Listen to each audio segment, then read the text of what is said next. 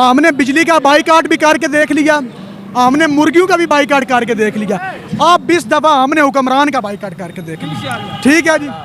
तो देखें अब PDM मौलाना फजलुर रहमान साहब पहले निकलते थे, TLP वाले निकल रहे थे, अब PDM सारी मौलाना फजलुर रहमान साहब की टांग के नीचे है, PP उनके नीचे है, और नून उनके नीचे है, काफ उनके नीचे है, TLP कोई आवाज़ नहीं।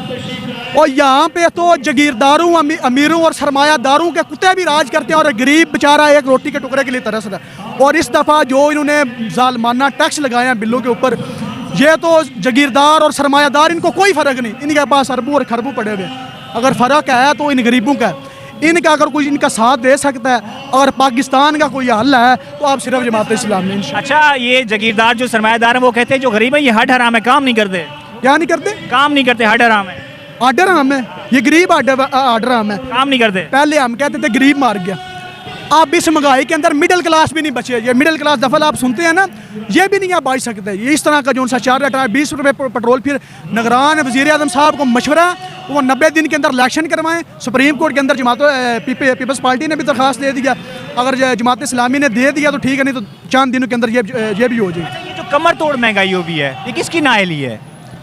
ये नाअहली जो अब जो सा IMF ने जो सा कर्जा जो सा दिया, अब नून वाले लेके तो वो चले गए ना मियाँ शहबाज शरीफ साहब, अब वो किसने पूरा करना है? अब हमने टैक्सों की माद में पूरा करना है। ठीक है ना, ये आप डिप्टी कमिश्नर से लेके डिप्टी तक जाएं, ना वो मेडिकल अलाउंस देता है, ना वो बिजली का बिल देता है, ना गैस का बिल देता है, ना टेलीफोन का बिल देता है। ठीक है, और ये कुछ भी नहीं देते, कुछ भी नहीं देते, सारा कुछ हमने ही देना है। ठीक है, इनको सब कुछ फ्री है। इमरान खान जो कहता है मैं रियासत मदीना बनाऊंगा, खान साहब आए थे, ठीक है, कुछ काम उन्होंने अच्छा किया।